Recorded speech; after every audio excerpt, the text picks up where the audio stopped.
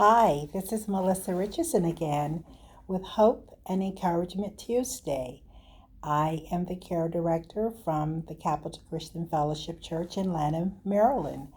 And as I always tell you, you can visit our church by visiting our website at capitalchristian.org, or you can join us virtually on Facebook Live at Capital Christian Fellowship in Lanham, Maryland. So if you look us up on Facebook on Sunday, we have services starting at 10:30, and we welcome you. And hopefully, if you're in the area, please come and visit us.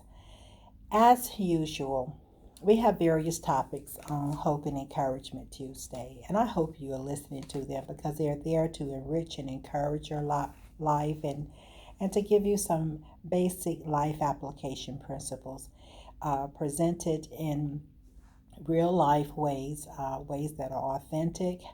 We're not trying to be over preaching when we do these types of studies or messages on Hope and Encouragement Tuesdays, but they are foundationally sound in biblical principles, and they are to enrich your life, to give you hope and encouragement to realize that this journey that we're on as believers and those who are desiring to learn more on how to become believers, it is worth it. It is worth it. So today's topic, I'm talking about what in the world.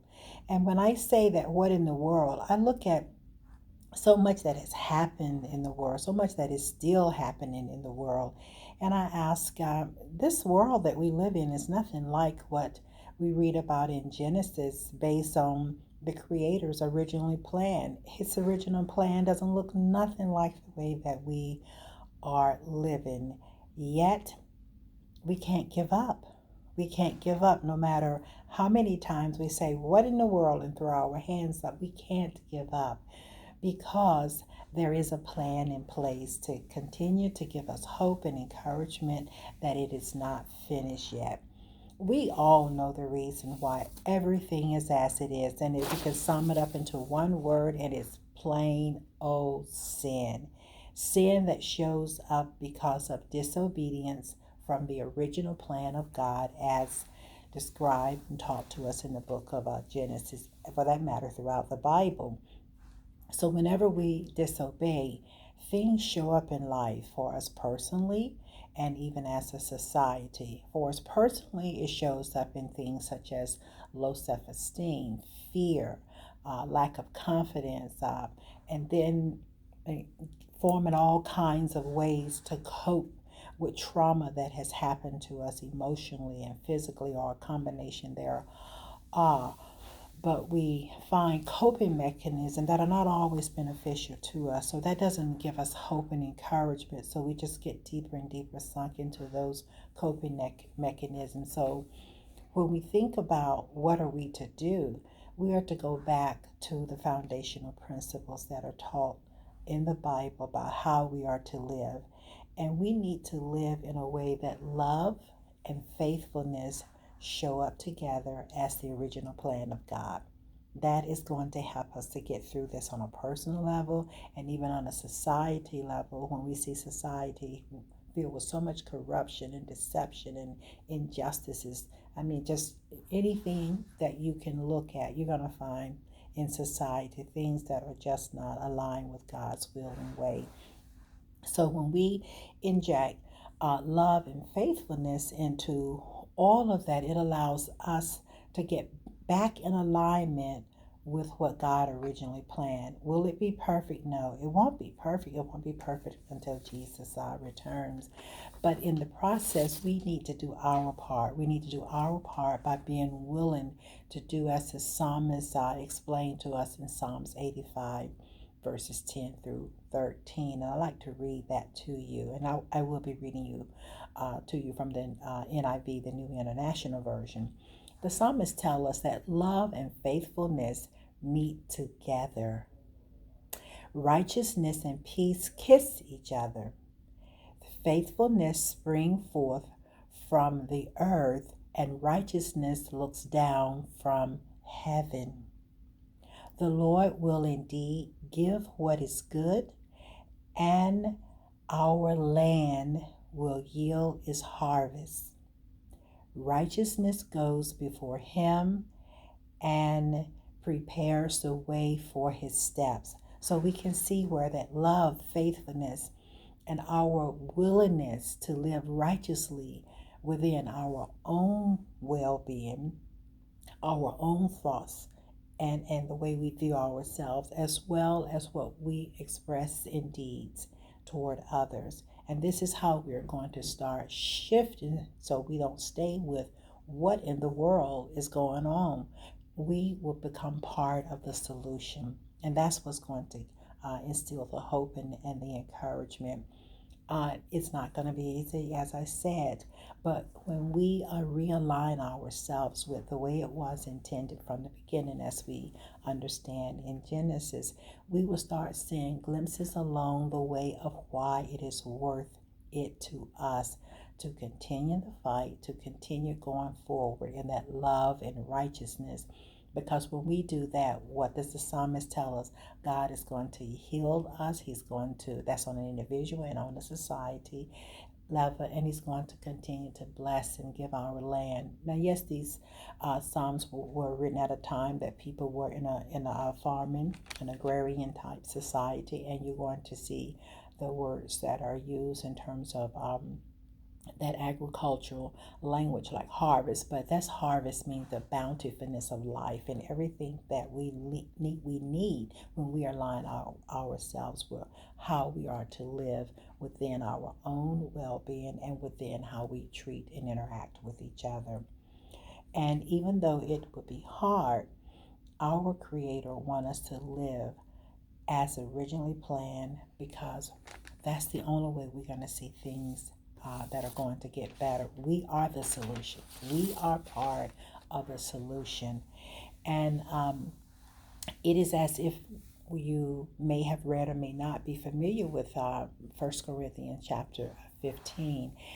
This chapter illuminates about the resurrection of Christ and those who believe in him. And as believers, we can't lose hope and throw up our hands and just say, what in the world? Because we know that there is a reason when we align with righteousness and the spirit of love and faithfulness and willingness to forgive one another.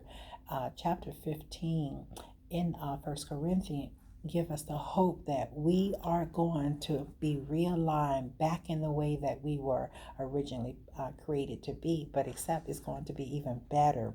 So when you read those passages, which I won't read that particular chapter because it's a very long chapter, I read parts of it, but when you read that chapter, you see the connection, why you don't give up, why you just don't throw up your hands and just say, what in the world? Because in this world, we can make a difference if we are willing to realign ourselves for our good and for the good of mankind around us, that we can see nuggets and places where the righteousness is going to prevail, and we are part of that. So we can't give up hope, because in the end, we still win.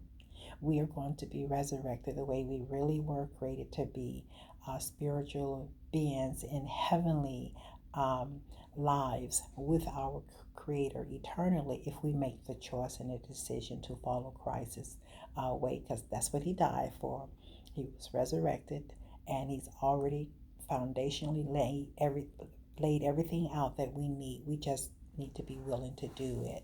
So I want to read to you why those who believe in Christ don't have to worry about loving, doing righteously, standing up against injustices that are all around us, because we win in the end. So let me read to you this part of 1 Corinthians chapter 15, verses 1 through 2.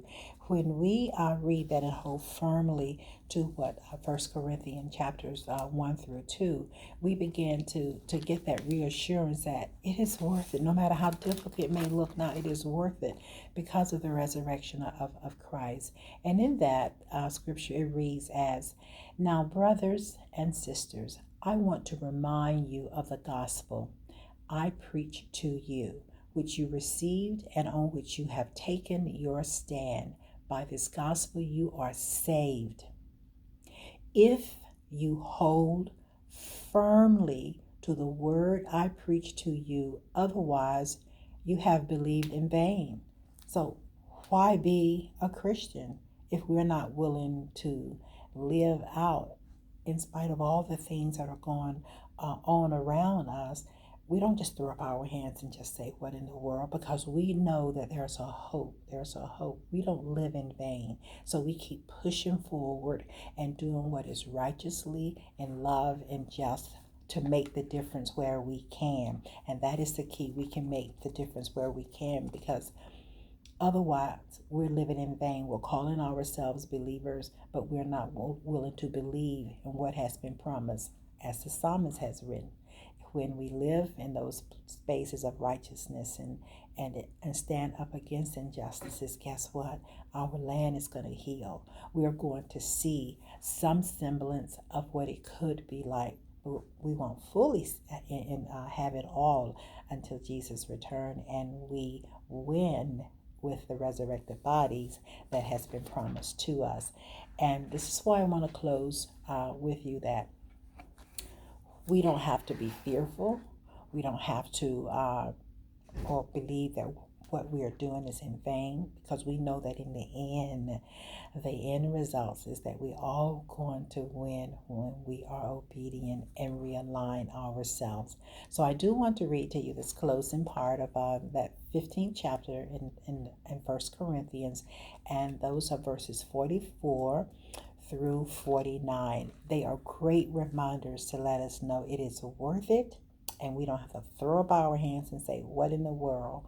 Because we are going to make a difference when we hold on righteously, because in the end, we win, and we win mightily, because we are going to be, as it was in the beginning, people who are going to eternally live with our Creator the way He always wanted it to be when we make the right choices, because He's always been for us and never against us.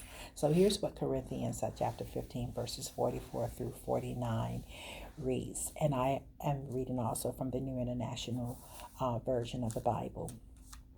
If there is a natural body, there is also a spiritual body. So it is written, the first man, Adam, became a living being. The last Adam, a life-giving spirit. Speaking of Jesus, the spiritual did not come first, but the natural came first, and after that, the spiritual.